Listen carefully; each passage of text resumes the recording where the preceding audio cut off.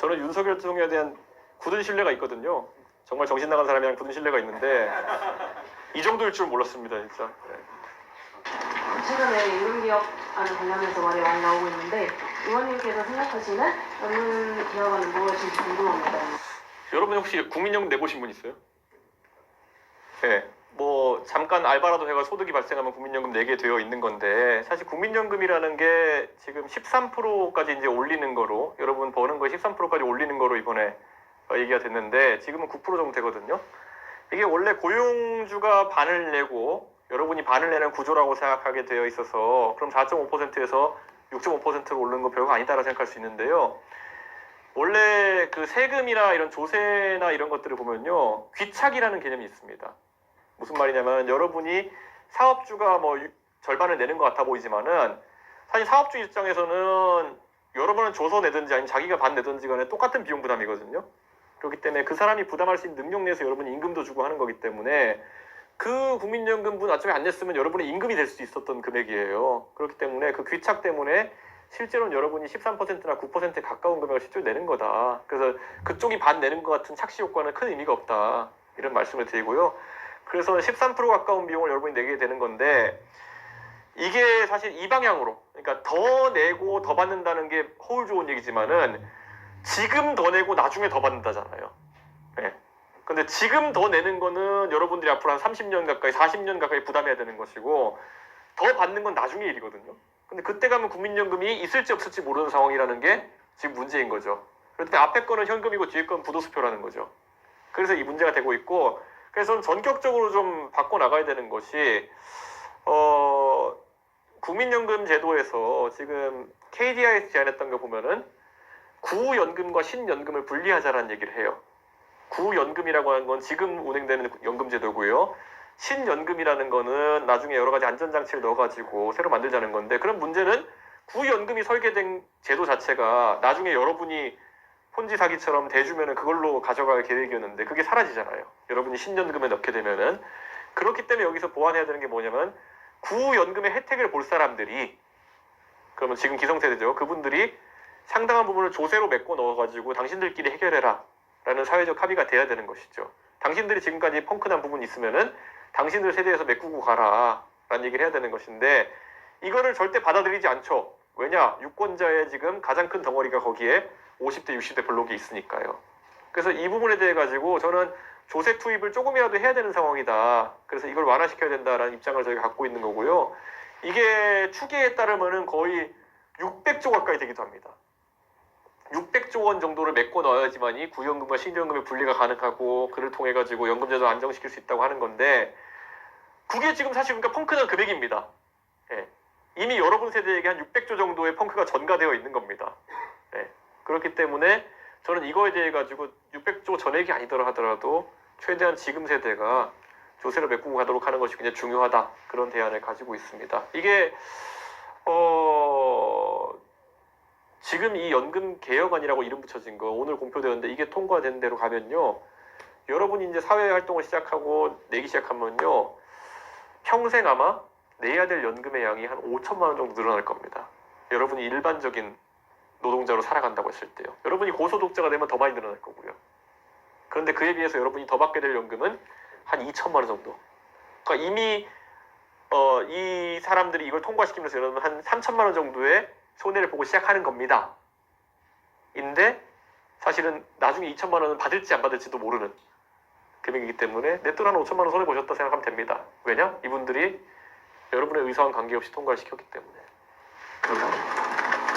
네, 두 번째 질문은 현재 언론에서 개헌에 대한 언급을 많이 하는데 개헌이 필요하다고 생각하시는지 그리고 필요하다고 생각하시면 가장 필요하다고 생각하는 부분이 무엇인가요? 약간 이 개헌에 대한 여론조사는요 하는 게 의미가 없어요. 예를 들어 개헌한다 그러면 개헌하시겠습니까? 그러면 뭐 60, 70%가 동의하고 이렇게 그냥 가거든요. 약간 세금 안 내고 싶으면 손 들어보세요. 뭐 이런 거랑 비슷한 질문이에요. 무의미한 여론조사를 계속 때리고 있는데 개헌에 있어서 가장 중요한 거는 어떤 개헌을 하냐에 대한 부분이잖아요. 근데 또 물어보기가 복잡하니까 맨날 물어보는 게 뭐 5년 단임제냐 4년 중임제냐 내각제냐 이런 거 물어보거든요. 근데 저는 지금 대한민국의 개헌 수요가 발생한 게 아까 큰 틀에서 정치가 반지성의 영역에 있기 때문에 지금 이게 발생하는 거지. 저는 아까 말했잖아요. 윤석열 대통령에 대한 굳은 신뢰가 있다고. 저 사람은 5년 단임제 대통령인데 미친 짓을 한 거고 4년 중임제 대통령이었어도 미친 짓을 했을 거고 수상이었어도 미친 짓을 했을 거예요. 그러니까 이거는 사람이 정말 이상한 사람이 뽑힌 거에 문제가 가장 큰 거지. 저는 그래서 개헌이 그 권력 구조 조금 바꾼다고 해가지고 대한민국의 문제를 일소할 것이다라는 그런 로또주의에는 빠지지 않으려고 해요. 저는 전반적으로 대한민국의 그런 정치 문화 자체가 좀 개선돼야 되는 것이고, 한편으로는 여러분 세대 같은 경우에는 지금 어느 세대보다도 훌륭한 교육을 받았고 그런 이성적이고 논리적인 판단을 하기에 교육된 훈련받은 세대이기 때문에 점진적으로 밀려 올라가면서 그게 해결될 것이다 이렇게 보는 게 더 큽니다. 그러다 보면은 가다 보면은 아마 이게 왜냐면 나이 든 세대 같은 경우에는요 선출된 왕을 모신다는 개념이 심해요. 정치에 있어가지고 이게 우리나라가 원래 조선시대에 대한제국까지 갔다가 왕국에서 황제국을 갔다가 그 다음에 일본 천황을 정점으로 하는 식민지 시대를 겪고 그 다음에 이제 갑자기 광복을 맞이하니까 어떻게 가야지 하다가 이제 사실상 왕족 출신인 이승만을 그냥 대통령 뽑은 거 아니겠습니까? 그 다음에 이제는 철권 통치를 하는 군인들이 득세하게 되면서 대한민국의 대통령이라 함은 그냥 이거가 된 거죠. 네. 그래가지고 그런 기대치가 있는 거죠. 실제로 박정희 대통령과 그 당시에 군부 세력에 의해 가지고 그 당시에는 군인들이 가장 교육 잘 받는 엘리트였으니까 장교들이 그때 그들이 주도한 산업화 때문에 산업화가 됐다고 생각하시는 분들이 지금 빨간당을 하시는 거고 그 다음 민주화의 과정 속에서도 민주화라는 걸 할 때 어느 나라든지 영웅을 세워요. 영웅을. 남아프리카 같은 경우에 가면 넬슨 만델라를 영웅 세웠죠. 독립운동을 위해서 인도도 간디나 네루를 영웅 만들었죠. 그런 것처럼 어느 나라나 민주화 투쟁이나 이런 과정 속에서는 영웅을 만듭니다. 그래서 그 영웅을 중심으로 민주화도 영웅서사로 이제 우리가 취급하기 때문에 김대중, 김영삼 같은 카리스마가 있는 그런 지도자들에 대해 가지고 우리가 향수를 느끼는 거기 때문에 민주화의 정당에서도 그런 영웅을 필요로 하는 거죠. 근데 이제는 그 당시엔 산업화와 민주화라는 그 시대의 시대정신 하나만 풀어낼 수 있는 지도자면 됐는데 지금은 그게 아니라는 거죠. 지금은 정말 국제적인 이해관계를 잘 알고 거기서 대한민국을 이끌 수 있는 리더가 필요한 것인데 이거는 저는 더 이상 어떤 현인 한 사람으로 해결되는 문제가 아니다 이렇게 봅니다. 그래서 저는 대통령의 권한을 상당 부분 이제 썰어내는 게 중요하다 그런 생각합니다. 그래서 가장 중요한 것이 대통령이 임명할 수 있는 자릿수를 확 줄여버려야 됩니다. 예. 예를 들어 지금 대통령이 임명되면 만여 개의 자리에 낙하산을 내려보낼 수 있다 하는데요. 그 안에 보면 뭐 사실상 한전사장부터 지금 한전사장 누가 하고 계시는지 혹시 아십니까? 김동철 의원이라고 4선 전직 의원이 하고 계세요. 근데 이분이 전력과 관련해가지고 어떤 이력을 갖고 있는지 아무도 모르거든요. 그거 외에도 뭐 무수히 많은 이제 낙하산성 인사들이 가가지고 공기업부터 이런 거대 덩어리를 장악하고 있거든요. 저는 이거를 오히려 조금씩 잘라내는 게 중요하다. 이러면 또 얘기 나오겠죠. 민영화하자는 거냐 뭐 이런 얘기 나오겠죠. 그러니까 그렇게 단순하게 보지 말라는 거죠 지금. 예. 그렇게 단순하게 자꾸 뭐 이렇게 이런 대통령의 권한을 줄이자는 얘기를 하면 그럼 민영화하자는 거냐 나쁜 놈 민영화 나쁜 거 이런 거로 가지 말자는 거. 제가 민영화하자는 얘기도 아니에요.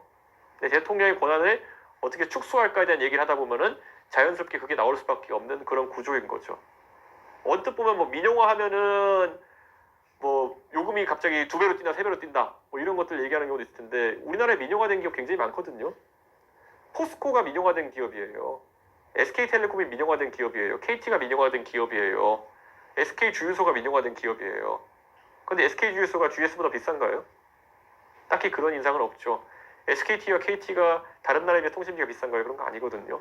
그러니까 민영화라는 거는 사실 가격 구조에 있어서 경쟁을 촉진시키는 거기 때문에 그 문제가 아니에요. 독과점이 발생했을 때 발생하는 문제거든요. 근데 제가 이런 말씀 계속 드린 건 뭐냐면요. 대한민국이 그런 대통령 하나 잘 뽑으면 경제가 발전한다. 이런 환상에서 빨리 벗어나야 되는 거거든요. 오죽하면 이재명 대표 같은 분도 그분이 민주당에서 대통령 하겠다 나오시는 분인데 최근에 젠비디아 논란 보면은 이분이 자기가 엔비디아를 만들겠다고 하잖아요. 이거는 말이 안 되는 거거든요. 예. 엔비디아를 만들어가지고 30%의 지분을 확보해가지고 국민 여러분이 세금 안 내도 되는 세상 만들겠다. 이게 정형적인 박정희식 개발 마인드거든요. 박정희 대통령이 포항제철 만들어가지고 그렇게 했잖아요. 근데 그걸 오히려 이재명 대표 같은 분이 그렇게 얘기한다는 것 자체가 그만큼 아직까지 이재명 대표 판단하기도 대한민국 유권자의 상당수는 그런 뭔가 나라님이 우리 경제를 갑자기 살려줄 거야 같은 환상에 빠져있기 때문에 뭐라도 제시하려다 그런 걸 제시한 거죠. 사실 엔비디아가 뭔지 알았겠습니까? 그냥 요즘 핫해지니까 그걸 언급하신 거겠지. 그러니까 저는 이런 문제가 발생하지 않으려면은 대통령이 만능 인물인 것처럼 우리가 자꾸 띄워 올리는 것도 좀 이제 피해야 되는 게 아닌가 그런 생각을 합니다. 그래서 개헌의 방향은 무조건 분권이고 권한을 나눠야 된다. 네, 다음 질문은 최근에 관당 정치로 인한 논란이 많은데 직접 민주주의를 증진한다는 긍정적인 견해와 극단주의를 주장한다는 비판이 같이 존재합니다. 이에 대한 생각이 궁금합니다. 그 광장 정치라고 하는 것과 함께 유튜브가 저는 오히려 더 문제가 되고 있다 보거든요. 알고리즘에 있는 확신 효과, 아까 말했던 것처럼 이준석은 조국 딸과 결혼했어, 뭐 이런 거. 근데 그거 위에 뭘 쌓으려도 다 거짓말이거든요. 밑단이 엉터리이기 때문에. 근데 그런 게 반복되고 있는 거고, 저는 가짜 뉴스에 대한 적극적인 통제, 이걸 무슨 뭐 검열로 할 건 아니지만은 결국에는 어느 정도는 이것 때문에 피해를 보면서 국민들이 면역이 생겨야 되는 거죠. 예. 이제는 보수 정당에 있는 사람들이나 보수 진영에 있는 사람들도 어떤 미친놈이 캡틴 아메리카 옷 입고 돌아다니면서 CIA라 주장하면은 안 믿겠죠. 우리 사회가 사실 비싼 비용을 지불하면서 이런 쪽으로 서서히 진화를 해갈 겁니다. 예전에 보면은 광우병 시위했을 때 그때는 막 우리 이제 뭐 그때 몇 살이셨죠? 광우병 시위 때 거의 5살 이랬을 때였는데 광우병 시위 때 어떤 것이 있었냐면요. 그 선동이 되게 특이했어요. 그때 뭐냐면은 뭐 허리띠만 매도 소가죽에서 광우병이 옮겨 붙어가지고 거품 물고 쓰러진다 뭐 이런 거. 그리고 그 뭐냐면 그 동방신기라는 가수가 있었어요. 동방신기 팬클럽이 막 이렇게 막 눈물의 편지 쓰고 이래요. 동방신기 오빠들이 광우병 써먹고 죽을 줄 몰라요. 막 이렇게 해가지고 보내고 진짜 광란의 극치였거든요. 그걸 겪고 나니까 이제는 그런 어떤 비슷한 선동은 잘 일어나지 않는 것처럼 저는 상당한 비용을 지불하고 나서도 우리가 이 방향에 있어가지고는 이성을 강화하는 방향으로 가야 될 것이다. 이런 생각입니다. 미국에서도 하도 가짜뉴스가 횡행해가지고요. 미국에도 이제 농담처럼 뭐가 있냐면요. 미국 인터넷 사이트 가다 보면은 까만색 배경에 왼쪽에 무슨 뭐 멋있는 말 쓰여 있고 오른쪽에 사람 사진 하나 있고 이런 것들 있잖아요. 그래서 누가 이런 농담을 했어요. 그 까만 배경에 글을 써요.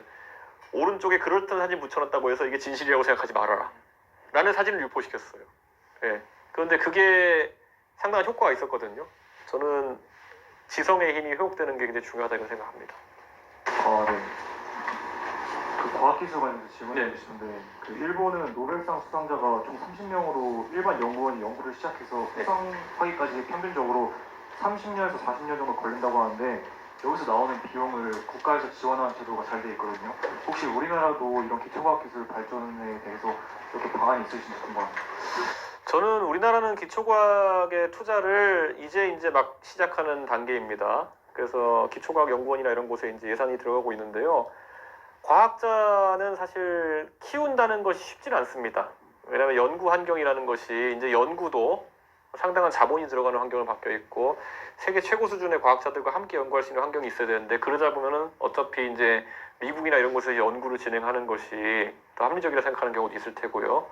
저는 그래서 그런 거는 그런데 우리나라가 이제 실제 과학기술 분야에서 뭐 수학 같은 경우 허준희 교수 같은 사람 나오기도 하고 이렇게 하는데 이제쯤 돼가지고 우리 과학기술자들의 과학자들의 성과가 나올 시점이긴 합니다. 그래서 좀 지켜봐야 되는 건 있고요. 이미 노벨상에 근접한 몇 명의 교수들이 있다고 지금 이제 다 알려져 있는데 거기서부터 운입니다. 노벨상을 받을 만한 급의 연구를 하신 분들은 상당히 있고요. 거기서 그걸 받느냐 아니냐는 이제 그때 특별한 운에 해당하는 거거든요. 사실 지금 이제 성추행 때문에 완전히 나락갔지만은 제가 대학 다닐 때 2004년, 2005년 이럴 때부터 노벨 문학상 같은 경우에는 고은 시인 이런 분들은 거의 미국에 살았어요. 맨날 가서 시 낭송회하고 이렇게 하면서 노벨상 로비 같은 걸 한 거죠. 근데 안 되잖아요. 그러다 갑자기 한강 작가가 아무도 예상 못했는데 노벨 문학상 타는 것처럼 노벨상이 목표일 수는 없습니다. 하지만은 우리가 계속 그런 과학자들이 연구에 전념할 수 있도록 예산 투입해야 되는 건 맞다. 그런 생각하고요. 일본 같은 경우에는 사실 그 과학 연구의 역사라고 하는 것이 우리보다 훨씬 깁니다. 잘 아시는 것처럼 이미 2차 세계대전이 있기 전에 웬만한 것들을 만들어내던 나라거든요. 그러니까 그에 비하기는 좀 어렵다. 기초과학에 있어가지고 그런 생각이 들긴 합니다. 하지만 빨리빨리 쫓아가야죠. 네. 사회학과 이과입니다. 연합에 동문대신문 기자로서 네. 태극기 집회 관련 취재를 하고 있습니다. 네. 태극기 집회는 왜 어떻게 보수우파, 특히 광장을 나온 보수우파의 상징이 되었다고 생각하시는지, 그리고 박근혜 대통령 탄핵 전전인 합방 집회 때부터 현재 탄핵 기각 집회까지 집회 참가자들이 우리나라의 상징인 태극기를 든 이유가 무엇이라고 생각하시는지 궁금합니다. 그러니까 아까 말했듯이 우리가 그런 앉으셔도 돼요. 정치적 경쟁이 있을 때는 A와 B의 대안의 경쟁이라고 생각해야지 이제 헛봉이 안 드는 건데 이걸 자꾸 선악으로 놓으려고 합니다. 예. 그 정치적 경쟁이라고 하는 것은 A와 B의 대안 중에서 나은 것을 선택받는 것이 대안 경쟁인데 자꾸 나는 선하고 너는 악하다. 나는 애국이고 너는 매국이다 프레임으로 놓으려고 합니다. 그게 왜 그러냐면은 그게 제일 쉽기 때문이에요. 그래서 상대를 매국으로 몰아야 되는 상황이 계속 발생하게 되는 것이고 그럼 상대를 범죄화해야 되는 겁니다. 그래서 이준석의 국민의힘과 윤석열의 국민의힘 크게 달랐던 점이 뭐냐면은 저는 이재명 대표랑 상대할 때 그분을 악마화하기보다는 그분을 멍청한 사람 만들기 노력 많이 했어요. 예, 그분이 무슨 뭐 수직이 착륙하는 비행기 뛰겠다 그러면 그거 조롱하고 이렇게 하는 거죠. 저 바보 아니냐? 엔비디아 얘기하면 젠비디아 아니냐? 뭐 이런 소리 하고. 그런데 검사 출신 지금 윤석열 한동훈조 같은 경우는 저 사람 나쁜 사람이야를 계속 하려고 그래요. 그러니까 저는 이게 굉장히 차이가 크다는 생각을 합니다. 그래서 애국이라는 말이 내포된 건 뭐냐면은 우리가 애국이면 니는 매국이다라는 또는 니네는 애국이 아니다라는 의미를 내포하고 있는 거거든요. 저는 어떤 경우에서도 여러분이 앞으로 꼭 정치가 아니라 어떤 분야로 논쟁할 때도요. 대안의 경쟁이라고 생각해 주시면 좋겠어요. 그러니까 선과 악, 선의와 악의의 대결로 놓는 순간 상대랑 결코 이제 화합할 수 없는 상황이 발생한다. 제가 이재명 대표라도 제가 이재명 대표 좋아하진 않지만 자기를 완전히 감옥 가두려고 하고 정치적 세명 끝내려고 몇 년 동안 달려들고 있으면 화가 날 것 같아요. 예, 그분이 실제로 어떤 분인가는 별개로. 그런데 그런 상황에서 무슨 대화가 되겠습니까? 그러니까 저는 그런 의미에서 정치적 논쟁이 남 감옥 넣기로 귀결되지 않았으면 좋겠다. 지금도 보면은 지난 대통령 선거 얼마나 허접했냐면은 지난 대통령 선거 그때 뭐 고등학생이었던 분들이 많겠지만은 지난 대통령 선거 때 이재명의 경제 공약이 뭔지 기억나시는 분 있나요? 윤석열의 경제 공약이 뭔지 기억나시는 분 있나요? 지난 대선은요 교육 공약도 기억 안 나고요 통일 공약도 기억 안 나요. 왜냐? 대장동이 네 거냐 내 거냐 갖고 싸웠기 때문이죠. 예. 법정의 영역에서 다뤄줘야 될 걸 정치로 끌고 와서 저렇게 하고 있는 것. 그게 문제라는 거죠. 이게 사회의 많은 영역에 가면요. 똑같은 실수를 반복합니다. 페미니즘 논쟁이 대한민국에서 완전히 산으로 간 이유가 뭐냐면요. 여성의 권리에 대해 가지고 이게 옳냐 이게 옳냐를 갖고 대한 경쟁을 했어야 되는데 꼭 범죄를 끌고 와요. 예. 무슨 사고가 발생 여자라서 죽었다가 가장 첫 멘트예요. 범죄로 가는 거예요. 범죄로 가면 그건 선악의 문제가 돼버리는 거예요. 어느 누가 범죄를 옹호하겠어요. 근데 가가지고 죽었다. 근데 여자야. 그럼 여자라서 죽었다. 그럼 다 같이 나가서 강남역에 시위하자. 해화역에 시위하자. 이수역에서 뭐 여성이 머리가 짧다는 이유로 맞았다. 그냥 다 그때 이수역 사건은 허위사실이었는데 선동해가지고 선악으로 만들려고 한 거잖아요. 예. 그때 이수역 사건이 굉장히 큰 사건이었는데 술집에서 여성분 두 분이서 술을 마시고 있었는데 화장을 하지 않고 쇼컷을 했다는 이유만으로 남성분 두 분이 욕을 하면서 팼다 이거잖아요. 그거를 청와대 게시판에 올려가지고 우리 도와주세요 이렇게 했던 건데 알고 봤더니 다 뻥이었잖아요. 먼저 여성분들이 술에 취해가지고 남성들한테 음담패설하고 그래가지고 자기들이 술 취해서 굴러떨어졌는데 그걸 이제 어디 가서 우리 편을 모을까 해가지고 범죄 얘기하면서 이제 시작된 거잖아요. 그러니까 이런 식으로 가면요 논쟁이 안 돼요. 그러니까 오히려 여성과 남성의 어떤 불공평한 지점이 있다 그러면은 그걸 바탕으로 풀어보자라는 대안 경쟁을 해야 되는 건데 저는 범죄 얘기 나온 순간부터 페미니즘 얘기는 저는 이거는 해결할 수 없는 지점으로 간다. 그런 생각합니다. 그럼 싸잡아야 되거든요. 범죄 얘기하다가 실제로 그럼 그 결말이 뭐겠어요? 한국 남자는 다 범죄자로 갈 수밖에 없어요. 예. 그러면 그게 어디서부터 페미니즘 쇠퇴하느냐? 30대 중반부터 쇠퇴하거든요. 왜냐? 결혼을 해봤는데 내 남편이 범죄자라고 생각하면 살 수가 없잖아요. 예. 그 다음에 내가 아이를 낳으면 예를 들어 아이를 둘 낳으면은 남남 여여 여남 남녀 이렇게 75% 확률로 내가 아들이 있는데 한남 유충일 할 수 없잖아요 내 아들한테. 그러니까 이 논리적 모순을 그냥 계속 달리고 있는 거예요. 내가 한남 유충을 나왔어. 그 모순 극복 못한 분들은 계속 그런 이상한 거 올려가지고 화제가 되는 거예요. 그러니까 저는 이거를 정당하고 왠지 건전한 논쟁들이 있어야 되는데 주제부터가 애초에 산으로 갈 수밖에 없는 주제들이 너무 대한민국에 많이 널려 있다. 그런 지적을 하고 싶습니다.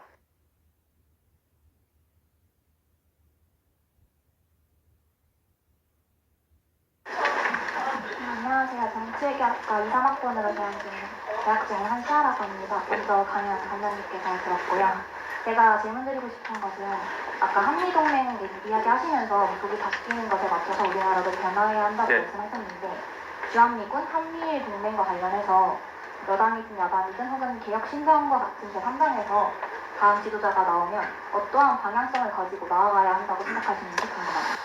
저는 한미동맹과 자주국방이 따로 갈 수 없는 주제다라는 생각을 합니다. 그런데 보수 정당이 집권하면은 한미동맹 강화를 얘기하고 그 민주당 계열 정당이 집권하면은 자주국방을 얘기하면서 다른 이야기들이 나오는 것처럼 보이는데요. 저는 이미 우리에게 강제된 부분이 있다 봅니다. 예를 들어 트럼프 같은 경우에는 유럽에 대해 가지고 더 이상 미국이 유럽에 안보에 있어 가지고 많은 비용을 지출하지 않겠다라는 이야기를 한 상황이거든요. 그것은 대한민국의 한 기회가 될 수 있습니다. 왜냐? 대규모의 육군과 대규모의 방산산업을 유지하고 있는 나라는 이 서방 세계 국가들과 무기 체계가 호환된 나라는 대한민국밖에 없거든요. 그러니까 우리가 폴란드니 뭐 여기저기 체코니 이런데 무기 수출 왕창할 수 있는 기회가 생긴 건 맞고요. 그를 통해서 우리도 우리 그 방산이나 이런 것들을 발달시켜가지고 자주국방을 강화할 수 있는 기회가 되는 겁니다. 마찬가지로 우리의 그런 국방 역량이 강화가 됐을 때는 실제로 미군에 대한 의존성 자체가 줄어들 수 있는 부분이 있겠죠. 한편으로는 탐지 전력 같은 것들. 예전엔 우리가 안 가진 것들이 많았어요. 대잠수함 전력이라든지 아니면은 군사용 인공위성이라든지 아니면 또 뭐 공중국육이라든지 정찰 자산이라든지 이런 건 없는 게 많았거든요. 이제 대한민국이 그런 것들의 상당 부분을 이제 생산할 수 있게 되었고 전투기도 로우급, 미들급, 하이급 이렇게 보통 얘기하는데 하이급 전투기 같은 아주 고급 전투기는 아니더라도 로우급과 미들급 같은 경우 우리가 생산할 수 있는 지경에 달았다는 거죠.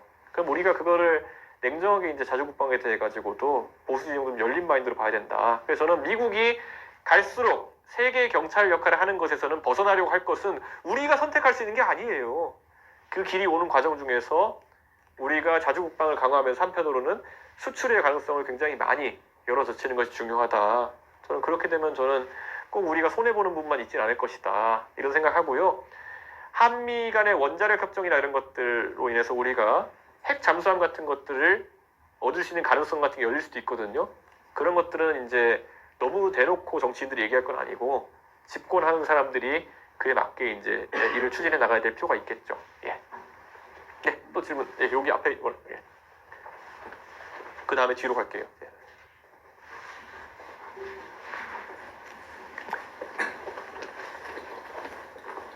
정치외교학과 2학번 박주영입니다. 예. 네.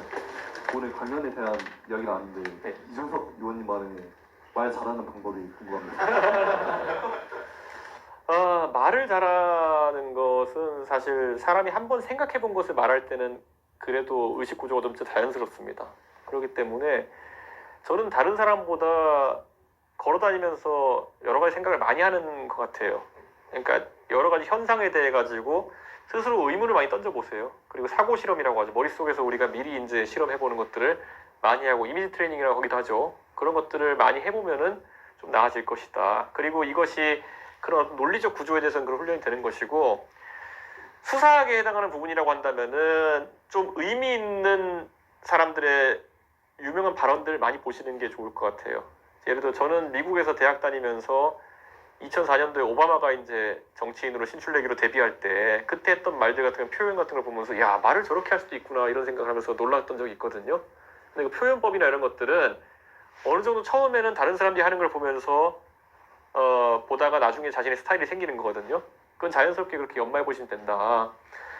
요즘 같은 경우는 이런 말 하면 될지 모르겠지만 제가 영어랑 중국어를 좀 하는데 저는 제가 영어 인터뷰도 하고 이렇게 할 때가 있잖아요. 그럴 때마다 챗GPT랑 연습 많이 해요.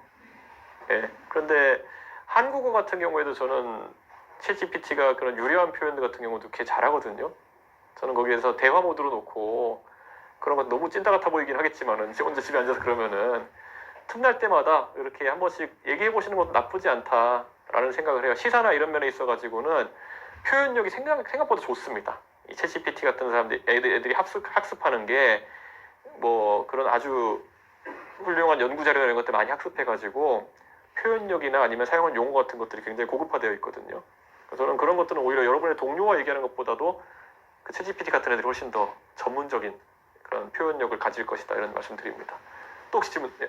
저 뒤에 한번 가볼게요. 맨 뒤에 모자 쓰신 분, 네. 화이트 삭스인가? 네. 그 정확히는 이제 다른 민주당 의원들이 이재명 대표에 대해서 좀 기분을 맞춰준다거나, 제가 왜냐하면, 이런, 국회의원 선거 때, 반 이재명의 축에 들었으면, 그 경선에 대해서 어떻게든 낙선시키려는 거죠. 들었거든요, 실제로. 네, 그래서 이런 거 관련해서 좀 궁금하기도 하고요. 이번에 2심 관련해서, 유죄가 예상을 했는데, 사실, 무죄가 나오는 거에 대해서 좀 궁금하기도 합니다. 이재명 대표 같은 경우에는 뭐 민주당에서 본인 일당 체제를 구축하기 위해 가지고 실제 많은 사람 쳐냈죠. 예, 그렇기 때문에 그분은 굉장히 대한민국 정치도 그렇게 할 가능성이 높다. 당내 정치 그렇게 하셨으니까 그런 위험성은 많은 분들이 인지하셨을 거다 이렇게 보고요. 이재명 대표 같은 경우에는 글쎄요 2심 판단 같은 경우는 저도 이해가 가지 않습니다. 예, 2심 판단 같은 경우 1심에서 같은 사실관계인데 별로 바뀐 게 없는데 법리를 정반대로 냈기 때문에 이렇게 하급심과 상급심의 판단이 계속 엇갈리게 되면 법전은 하나인데 대한민국 국민들이 법의 안정성에 대해 가지고 우려를 표할 수밖에 없는 상황이거든요. 전 그래서 이건 굉장히 안 좋은 상황이다. 그런데 시간이 지금 별로 없기 때문에 어쨌든 존중할 수밖에 없는 상황이라는 게 굉장히 안타깝다. 그런데 한편으로는 이런 것도 있습니다. 그 선거법이라는 거는 선악을 가르는 법은 아니에요. 무슨 말 이게 형사 재판을 하긴 하지만은 돈을 횡령했다 이런 건 선악에 대한 문제죠. 선거법은 이제 말하다가 이제 이게 거짓말에 해당하느냐 아니냐 이건데 저는 이게 선악이라기보다는 뭐 예를 들어 하다 보면 말이 헛나올 수도 있는 거고 이거는 게임의 룰에 가까운 거거든요. 예. 하다가 예를 들어 농구 선수가 파울해가지고 자유투 준다고 해가지고 악하다 이럴 순 없잖아요. 그러니까 저는 이 선거법 때문에 이재명 대표의 그 말에 대한 부분인데 말을 하는 거에 대한 부분인데 돈 주고 받은 것도 아니고 이것 때문에 대통령 선거 후보자의 피선거권이 제한될 정도의 형이 나오는 것이 옳냐에 대해서는 저는 또 그건 아니라고 생각합니다. 그런데 윤석열 대통령이랑 비교하자면 윤석열 대통령이 선거 기간에 거짓말 엄청 많이 했거든요. 뭐 장모한테 10원짜리 받은 적 없다부터 시작해가지고. 그런데 대한민국 공직선거법의 문제가 뭐냐면 다른 건 다 괜찮은데 대통령 선거에 대해서 당선된 사람은 기소를 안 해요. 그러니까 그거 자체가 좀 불공정이었다. 저는 그런 생각해가지고 대선에 대해서는 공직선거법을 좀 개정할 필요가 있겠다. 그런 생각을 합니다. 예, 또 질문. 예, 저 뒤에 예, 머리 긴 분 앞에 쑥색. 예. 아 여기. 네. 그 앞으로 이제 북한에 관해서 좀 정책을 정할 때 혹시 이준석 의원님 개인의 어떤 견해라든가 방향성에 대해서 좀 듣고 싶습니다. 저는 북한에 대해서는요, 저는 통일해야 된다 생각하고요. 이거는 제가 통일 교육을 받아와서 그런지 모르겠지만은 지금 대한민국의 시장 사이즈를 늘리고 그리고 대한민국의 지금 인구 구조 문제를 해결하기 위해 가지고는 통일로 한 번에 2,500만 명 정도의 사람이 유입되는 것이 그나마 안정적인 방법일 것이다라는 생각하고요. 다만 통일을 위해서는 우리가 해야 될 무수히 많은 논쟁이 있습니다. 예를 들어 뭐 선악의 논쟁은 당연히 하면 안 되고요. 여러분한테 한번 물어보고 싶어요. 만약에 통일이 되면요, 북한은 전부 다 토지가 개인 소유가 아니잖아요. 그럼 북한 땅을 우리가 어떻게 해야 될까요? 중국식으로 국가가 보유하고 임대하는 방식으로 가야 될까요? 아니면은 국가가 땅을 팔아먹어가지고 통일 비용을 대야 될까요? 아니면 n분의 1 해가지고 북한 사람을 나눠줄까요? 이런 거 되게 유의미한 논쟁이거든요. 예.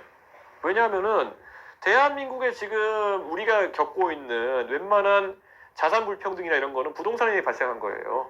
그럼 북한이라는 그런 엄청난 크기의 땅에서 똑같은 일이 발생하게 할 것이냐, 아니면 거기에 대해서는 다른 토지 제도를 가지고 갈 것이냐, 이런 것들은 해봄직한 논쟁이거든요. 동독과 서독이 통일했을 때 그때 흡수 통일이었는데요.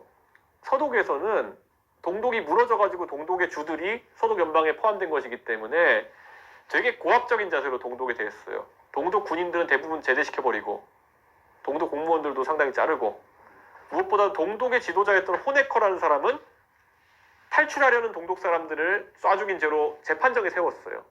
재판받다 죽었거든요. 그러면 자 여기서 우리가 만약에 통일한다고 했을 때 뭐 무력 통일할 거 아니라 그러면은 평화 통일을 지향하면서 통일하려고 그러면 김정은이나 아니면 북한 지도자랑 어떤 식으로 협상해야 될 텐데, 그러면 우리 사회에서 김정은을 인정해야 될까요, 아닐까요? 예를 들어 천안함 폭침 같은 경우에는 김정은이 지가 했다 그러고 있는데, 그러면 범죄자잖아요. 우리 군함을 공격해가지고 그 많은 사람을 수장시켰다고 한다면은 그 완전 범죄자고 무조건 처벌해야 되는 건데, 김정은한테 너 통일하면 처벌할게 이러면 통일 안 할 거 아니에요. 그러면 여러분은 어떤 선택하시겠어요? 김정은 잡아 넣어야 된다. 네.